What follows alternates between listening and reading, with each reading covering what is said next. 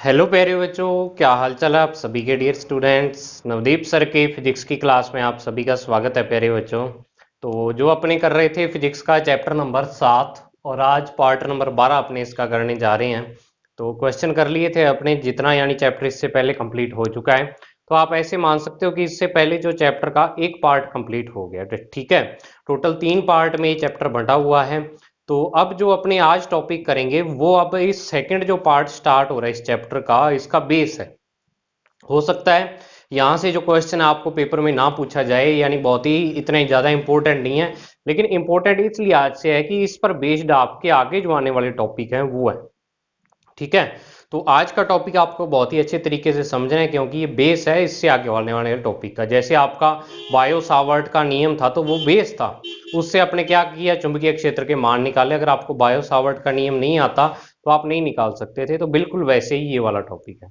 तो टॉपिक का जो नाम है वो देखो क्या है कि चुंबकीय क्षेत्र में आवेश की गति, ठीक है, motion of A charge in magnetic field.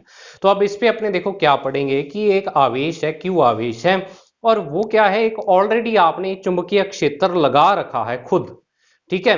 और उस चुंबकीय क्षेत्र में उस आवेश को क्या कर देते हैं, अपने छोड़ देते हैं, गतिमान आवेश को छोड़ देते हैं। तो वो आवेश किस टाइप से गति करता है वो अपने को इसमें पढ़ना है, ठीक है। उसकी गति का पथ कैसा होता है, कैसे वो जाता है, किस प्रकार वो गति करता है, वो सारी चीजें अपने इसमें पढ़ेंगे। तो देखो अपने क्या है कि यहाँ पर दो चुंबकीय क्षेत्र लगा रखे आपने। ये भी एक चुंबकीय क्षेत्र बी है और ये भी एक चुंबकीय क्षेत्र बी है। अब इन दोनों में फर्क क्या है, देखो दोनों चुंबकीय क्षेत्र की जो दिशा है वो विपरीत है। आपको जो बुक में या कंपटीशन में जो इससे रिलेटेड जितने भी क्वेश्चन मिलेंगे, न्यूमेरिकल मिलेंगे, उसमें आपको इन दो तरीके से क्या है, चुंबकीय क्षेत्र लगाया हुआ होगा। अब इसका कारण क्या है भी, इसी तरीके से क्यों लगाया हुआ होगा, क्योंकि इससे आपको दिशा निकालने में आसानी रहती है, ठीक है। अब ये जो चुंबकीय क्षेत्र है इसकी जो दिशा है वो किस टाइप है, वो आप कह सकते हो तल के लंबवत अंदर की ओर। तल के लंबवत कहां पर है इसकी दिशा, अंदर की ओर है, अंदर, ठीक है। और ये जो दिशा है ये तल के लंबवत बाहर की ओर दिशा है, ठीक है। यानी ये चुंबकीय क्षेत्र की दिशा इस प्रकार है और ये अंदर की तरफ है। तो आप इसको अगर मान लो वैसे भी लिखना चाहो तो आप इसको तो लिख सकते हो माइनस के कैप, और ये लिख सकते हो प्लस के कैप की दिशा में है, ऐसे कह सकते हो आप, ठीक है। अगर वैसे आप इसको नहीं समझ में आता, क्योंकि आपको पता है एक्स और वाई अक्ष ही है, तो ये जेड अक्ष होता है, जेड अक्ष की दिशा में जो इकाई सदिश है वो के कैप होता है। तो वो एक प्लस के कैप तो बाहर की ओर होगा और इतना ही पीछे की ओर जब जाएगा तो ये माइनस के कैप हो जाएगी दिशा। लेकिन आपको समझाने के लिए मैंने प्लस माइनस के कैप का उदाहरण दिया है, बाकी आपको इसकी जरूरत नहीं है। समझ आई। तो अब इसमें आपने क्या ले रखा है, क्यू आवेश ले रखा है। तो वो चीज मैंने लिख रखी है कि यदि एक क्यू आवेश किसी समरूप चुंबकीय क्षेत्र बी में, समरूप चुंबकीय क्षेत्र मतलब कि हर जगह पे चुंबकीय क्षेत्र का मान समान है, हर जगह पे चुंबकीय क्षेत्र का मान बी है यहाँ पर, ठीक है। तो उसमें क्या है, वी वेग से जब गति करता है तो उस आवेश पर लगने वाला चुंबकीय बल, तो उस आवेश पर जो चुंबकीय बल लगता है उस बल का मान क्या होता है आपने पढ़ा हुआ है, वैसे तो चैप्टर की स्टार्टिंग में ही पढ़ा था, ठीक है। तो अब ये देखो पहले अपने को इसकी वेग की दिशा देखनी पड़ेगी कि मान लो आपका ये वाला आवेश है, ये इस दिशा में जा रहा है, जो वी वेक्टर की दिशा वो ये वाली है, बी भी आपको पता है वेक्टर होता है, इसकी दिशा भी अपने ये वाली मान ली भी, ये वी वेक्टर की दिशा है, ठीक है। भाई यहां पर तो देखो क्या हो गया कि वी वेक्टर, मान लो ये वी वेक्टर है ब्लैक मार्कर, और ये ब्लू वाला क्या है आपका बी वेक्टर है। तो वी वेक्टर तो ऐसे है और इसमें जो बी वेक्टर है वो आपका ऐसे है, बाहर की ओर है, और वी वेक्टर इधर की ओर है। और ऊपर वाले में क्या है, बस बी वेक्टर क्या है अंदर की ओर है, वी वेक्टर इधर ही। तो अब देखो आपको पता है कि जब वी वेग से बी चुंबकीय क्षेत्र में क्यू आवेश गति करता है तो जो इस पर बल का मान होता है, चुंबकीय बल, वो एफ बराबर क्या होता है, Q V cross B, Q V cross B होता है, ठीक है।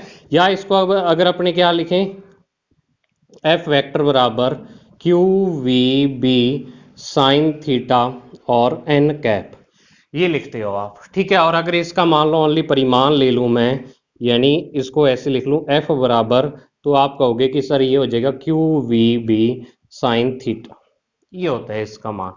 समझ आई बात। तो ये क्या है, चुंबकीय क्षेत्र में जो वी वेग से गति कर रहा उस पर लगने वाला बल। अब इस बल की जो दिशा होती है वो देखनी है अपने को, ठीक है भाई। ये बल किस दिशा में लगता है, आवेश आपका उसी दिशा में गति करेगा, जिस दिशा में बल लगेगा उस पर उसी हिसाब से तो वो गति करेगा। तो अब अपने क्या है, इस बल की दिशा निकालने के लिए किसका यूज करते हैं, जो चुंबकीय बल की दिशा। अगर अपने को इसी सूत्र से, आपको वैसे तो चुंबकीय क्षेत्र की दिशा अपने अलग अलग चीजों के लिए 4 नियम पड़े थे, वो अलग अलग चीजों पर लगते हैं, लेकिन अगर आपको यही सूत्र दे दे भी ये एक सिंगल आवेश है और वो v वेग से b चुंबकीय क्षेत्र में गति कर रहा है, तो आप यहां पे लगाओगे सदिश गुणन का बाएं हाथ का नियम, ठीक है, सॉरी दाएं हाथ का नियम, बाएं नहीं दाएं हाथ का नियम। अब ये क्या था, जिस बच्चे ने 11वीं क्लास में पढ़ रखा है उसको तो पता होगा, बाकियों को नहीं पता होगा।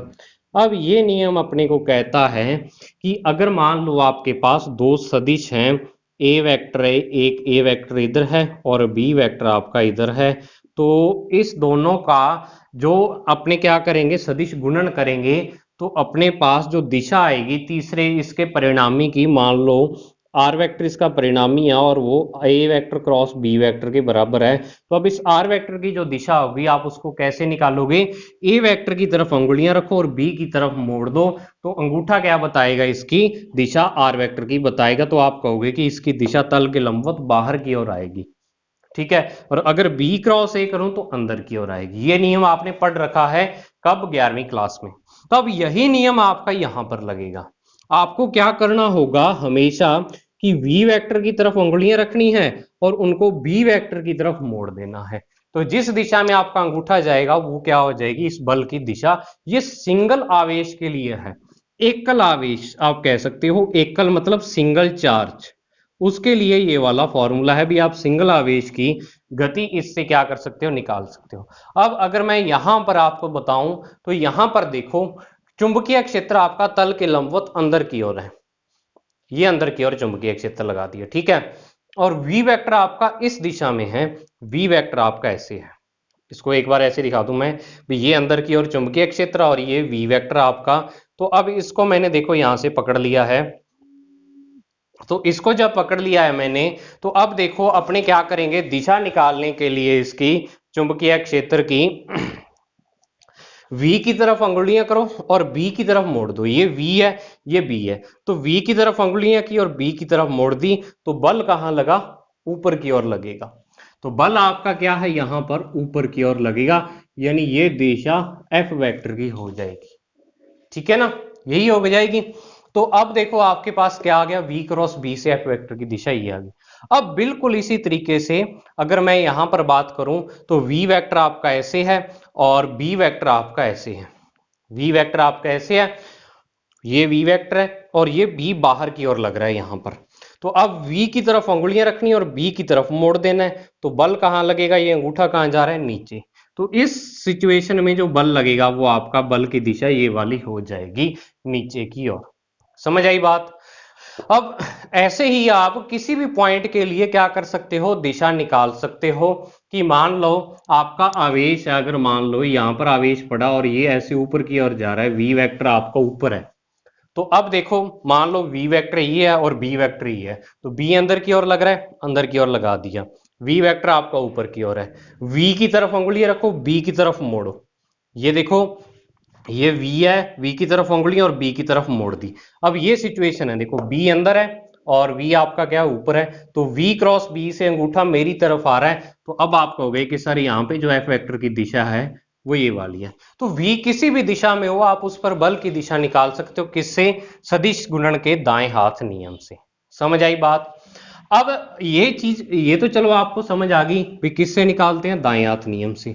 अब अगर आपके पास क्या हो, यदि माइनस क्यू चार्ज गति कर रहा हो, माइनस क्यू आवेश चुंबकीय क्षेत्र में गतिमान हो, चुंबकीय क्षेत्र में गतिमान हो, तो अब देखो क्या होगा, जब माइनस क्यू चार्ज होगा आपके पास, तो जो इस पर बल लगेगा वो आपका होगा minus Q V cross B. अब मैंने माइनस क्यों लिया यहाँ पे, क्योंकि आपको मैंने कहा था फर्स्ट चैप्टर में जब भी आपका सदिश सदिश जहां पर भी आएगा वहां आपको प्लस और माइनस का सिंबल साथ में लेना पड़ेगा आवेश के, जैसे अपने विद्युत क्षेत्र की तीव्रता पड़ी थी तो F is equal to QE और माइनस आवेश पर जो उस पर लगता है F वेक्टर बराबर माइनस QE वेक्टर लगता है।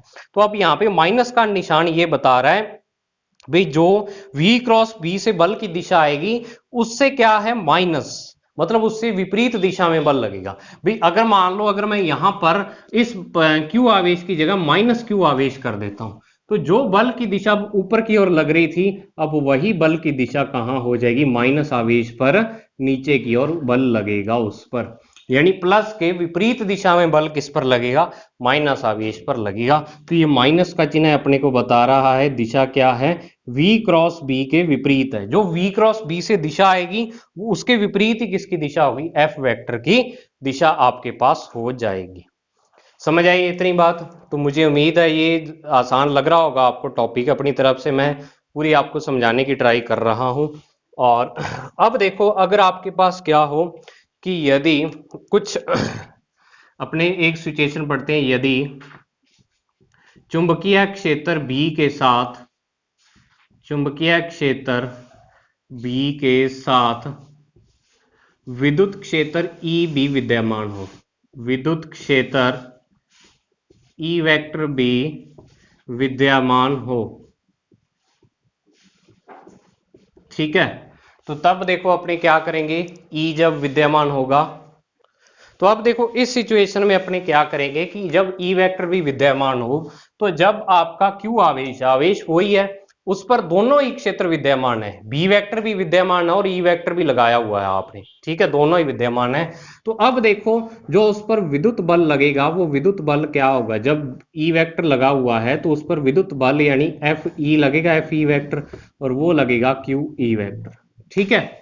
तो अब जो कुल बल होगा इस पर लगने वाला वो कुल बल आपके पास क्या आ जाएगा, F, तो वो आ जाएगा FE और प्लस में FB, FE vector plus FB vector के बराबर आ जाएगा। इधर भी आपको वेक्टर लगाना पड़ेगा यानी उनका सदिश योग आएगा।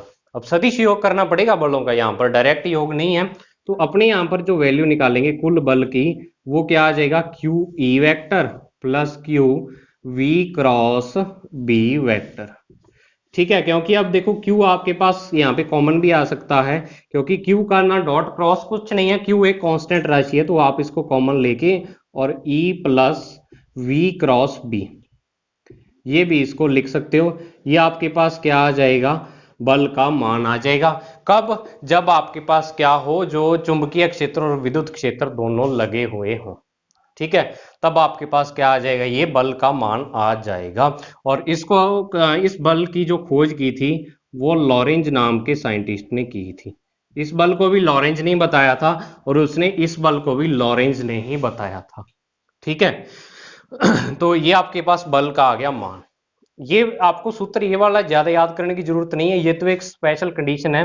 वैसे आपको जो बल इस चैप्टर में याद रखना है ये वाला ही रखना है, यही काम आएगा 100% इस चैप्टर में, ये वाला काम नहीं आएगा यहाँ पर। ये ओनली एक विशेष स्थिति आप इसको बोल सकते हो भी, यदि ये हो ऐसा तो इस बल का मान ये हो जाएगा। समझ आई बात?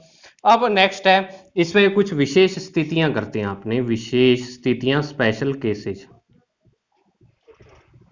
विशेष स्थितियां, स्पेशल केसेस, ठीक है। तो विशेष स्थितियों में सबसे पहली जो स्थिति है, यदि Q आवेश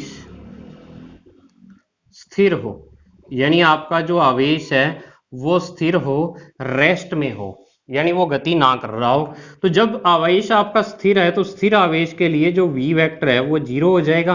तो बल F vector is equal to Q V cross B से, अब इसमें V 0 है तो Q 0 क्रॉस B आपका क्या हो जाएगा, 0 के इक्वल आ जाएगा, मतलब उस पर कोई बल नहीं लगेगा, स्थिर है तो वो स्थिर ही रहेगा, ठीक है। तो ये क्या है, न्यूटन का अपने को नियम यही चीज बताता है भाई, कोई वस्तु अगर स्थिर है उस पर बाह्य बल भी 0 है, बाह्य बल ये वाला 0 हो गया तो वो क्या रहेगी, स्थिर अवस्था में रहेगी, तो यानी स्थिर है तो स्थिर पड़ी रहेगी, गतिमान है तो गतिमान पड़ी रहेगी, ठीक है। ये आ गया आपके पास। अब इसकी दूसरी सिचुएशन अपने पढ़ते हैं, इसको एक बार स्क्रीनशॉट ले लो आप, इसका लेना चाहो तो फिर मैं इस साइड मिटाऊंगा, चुंबकीय क्षेत्र में आवेश की गति वाली साइड। दूसरा केस अपने पढ़ते हैं। तो देखो बच्चों ये सिचुएशन क्या है कि यदि थीटा इज इक्वल टू 0 या 180 डिग्री हो, ठीक है, और जो आवेश है वो नियत वेग v वेक्टर से गतिमान हो। अब थीटा यहाँ पे कौन कौन सा है, आपको मैंने कहा था अभी कि f वेक्टर f बराबर Q V B sine theta होता है वैसे तो, ठीक है, साइन थीटा होता है। इसका वेक्टर फॉर्म अपने पढ़ लिया था क्यू वी क्रॉस बी। तो ये जो थीटा कोण है ये यहाँ पर v वेक्टर है, b वेक्टर के मध्य कोण है, ठीक है, इसके मध्य कोण है। तो अब ये कह रहे हैं कि या तो वो 0 डिग्री हो और या फिर 180 डिग्री हो। तो आपको पता है कि थीटा चाहे तो 0 हो चाहे क्या हो 180 डिग्री हो, तो साइन थीटा का जो मान होता है तो वो क्या साइन 0 डिग्री या साइन 180 डिग्री, तो इसका मान होता है 0, ठीक है। तो अब क्या हो जाएगा, 0 हो गया, तो f का मान भी है, यानी f वेक्टर अगर मैं निकालूं तो f वेक्टर भी यहाँ पे क्या आ जाएगा 0 के बराबर आ जाएगा, यानी अब भी उस पर कोई बल कार्य नहीं करेगा। देखो 0 डिग्री वाली सिचुएशन तो क्या होगी कि जब आपका v वेक्टर भी जैसे मान लो इस दिशा में है और b वेक्टर भी आपका इस दिशा में है, यानी f वेक्टर और b वेक्टर आपके यहाँ पर समांतर स्थिति में हो, एक तो ये सिचुएशन है, तो अब उस पर बल 0 लगेगा। और 180 डिग्री वाली स्थिति क्या होगी कि आपका v वेक्टर तो ऐसे जा रहा है और b वेक्टर ऐसे लगा हुआ है, इसको अपने प्रति समांतर बोल देते हैं, प्रति समांतर, समांतर के उल्ट, क्योंकि प्रति क्या है विलोम शब्द है एक हिसाब से, यानी इसको एंटी पैरेलल बोलेंगे, इसको पैरेलल और ये एंटी पैरेलल। तो दोनों स्थितियों में जो आपका आवेश है वो क्या है, उस पर लगने वाला बल 0 होगा, लेकिन जो आपका आवेश है नियत वेग v वेक्टर से गति करता रहेगा, यानी उस पर कोई बल जब काम नहीं करता। आपको एक नियम तो न्यूटन के नियम का प्रथम नियम है उसका पहला पार्ट यहाँ पर प्रूव हो गया कि अगर कोई वस्तु स्थिर है तो वो स्थिर रहेगी। यहाँ पर वस्तु क्या है, गतिमान है, अगर गतिमान है तो गतिमान रहेगी जब तक उस पर बाह्य बल 0 हो, कोई बाह्य बल काम नहीं कर रहा। दोनों ही स्थितियों में कोई बाह्य बल काम नहीं कर रहा, लेकिन यहां पर जो आपका आवेश स्थिर है और यहां पर आपका आवेश क्या है, गतिमान है। तो अब इसमें क्या होगा, बस आपको ये याद रखना है कि इसमें तो आवेश आपका स्थिर ही रहेगा और इसमें क्या होगा, जो नियत वेग v से जा रहा है उसी वेग से क्या होगा, वो गति करता रहेगा। समझ आई बात। तो देखो ज्यादा कुछ इसमें क्या है आपसे पूछने वाला नहीं है कि अगर मान लो आपको ऐसे पूछ सकता है क्वेश्चन, इसमें छोटा क्वेश्चन आ सकता है कि एक आवेश चुंबकीय क्षेत्र के समांतर गति कर रहा है, यानी समांतर या प्रति समांतर दे देगा, समांतर गति कर रहा है, तो उस पर चुंबकीय बल जो लगेगा उसका मान कितना होगा, अधिकतम होगा न्यूनतम होगा, तो आप कहोगे कि उस पर न्यूनतम मान होगा 0 होगा, उस पर शून्य बल लगेगा। समझ आई, ऐसा कोई क्वेश्चन आपसे पूछ सकता है। या आपको अगर कोई जो आपके पास आवेश है वो v वेग से चुंबकीय क्षेत्र के समांतर गति कर रहा है और तो उस पर क्या है चुंबकीय बल के कारण उसके वेग में क्या परिवर्तन आएगा, आपको ऐसे अलग अलग दे देगा, v साइन थीटा आएगा, v कोस थीटा आएगा, v नियत ही रहेगा या इनमें से कोई नहीं, तो आपको क्या करना होगा, v नियत वेग से गति करेगा, ऐसा कुछ दे सकता है। और आपके पास ज्यादा इसमें से पूछने वाला नहीं है, लेकिन फिर भी आपका ये टॉपिक है ना बच्चों, थोड़ा सा इसको अच्छे तरीके से पढ़ना। जो v क्रॉस b वाला फॉर्मूला है ये आपका बहुत काम आएगा। क्रॉस प्रोडक्ट आगे ऐसे नहीं v क्रॉस b की फॉर्म में और फॉर्म में भी आएंगे, लेकिन आपको हमेशा याद रखना है जो क्रॉस प्रोडक्ट में पहली राशि है, पहला वेक्टर है, उसकी तरफ अंगुली रखनी है और दूसरे की तरफ मोड़नी है, बस ये चीज मेन है इसमें, ठीक है। तो ये आपका आज का टॉपिक था, इससे अगला टॉपिक मैं आपको साथ नहीं करवा सकता, हालांकि वीडियो छोटी बनी है थोड़ी, आज 18-20 मिनट की बनेगी, लेकिन फिर भी ये टॉपिक बेस है। अगला टॉपिक क्या है, थोड़ा सा बड़ा है, आधे घंटे का टॉपिक है, तो इस कारण मैं इसमें इंक्लूड नहीं कर रहा, उसको अलग से बनाऊंगा। तो इस टॉपिक को आप, मुझे उम्मीद है अच्छे तरीके से करोगे, अच्छे तरीके से समझना, आगे वाले टॉपिक के लिए बेस है। तो आज की वीडियो में इतना ही, मिलते हैं नेक्स्ट पार्ट में, तब तक के लिए thank you, have a nice day dear students. इसका स्क्रीनशॉट ले लो अगर लेना है तो।